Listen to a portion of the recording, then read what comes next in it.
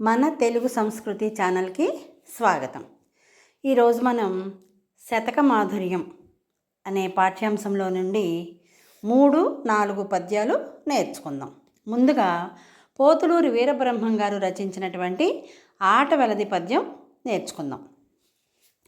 సత్యశీల ధర్మ సంస్థాపనార్థమై యుగ యుగాల పుట్టు వందుచుండ్రు సహజ శక్తి గలుగు సంస్కారులిలలోన కాళికాంబ హంస కాళికాంబ.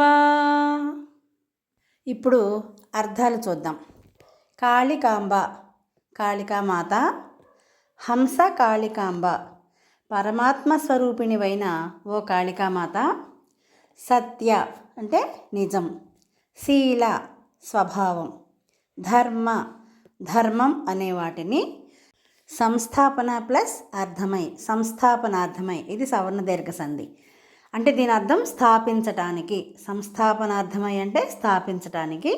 యుగ యుగాల ప్రతి యుగంలోనూ, ఇలలోన ఈ భూమిపైన, సహజ శక్తి సహజమైన శక్తిని కలిగిన సంస్కారులు సంస్కారవంతులు, పుట్టు ప్లస్ పొందుచు ప్లస్ ఉండ్రు పుడుతూనే ఉంటారు అని దీని యొక్క అర్థాలన్నమాట.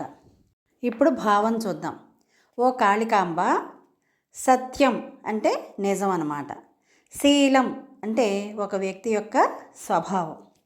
ధర్మం అంటే సత్యం, శీలం, ధర్మం అనే వాటిని తిరిగి స్థాపించడానికి ప్రతి యుగంలోనూ వివేకం, విచక్షణ, సహజ శక్తులు కలిగినటువంటి సంస్కారులు భూమిపై పుడుతూనే ఉంటారు అని అర్థం అన్నమాట.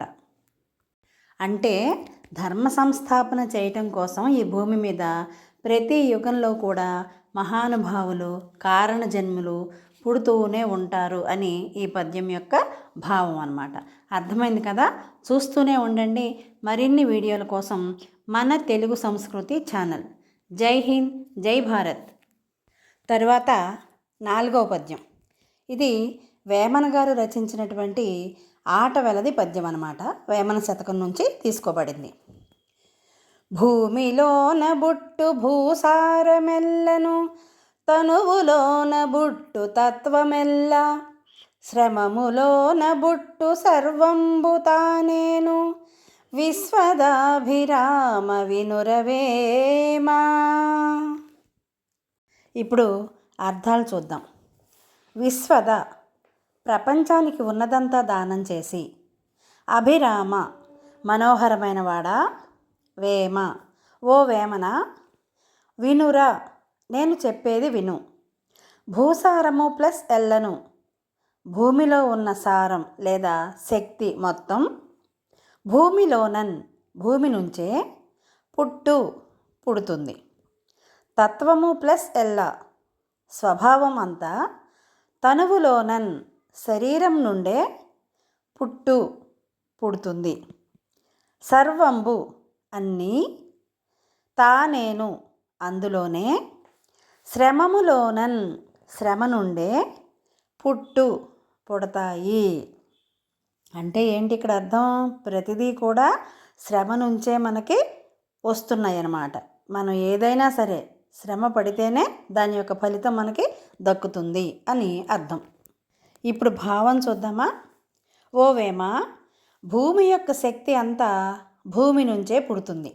అలాగే జ్ఞానం శరీరం లేదా ఆత్మ నుండే జనిస్తుంది. కష్టపడితేనే అన్నీ సాధ్యం అవుతాయి.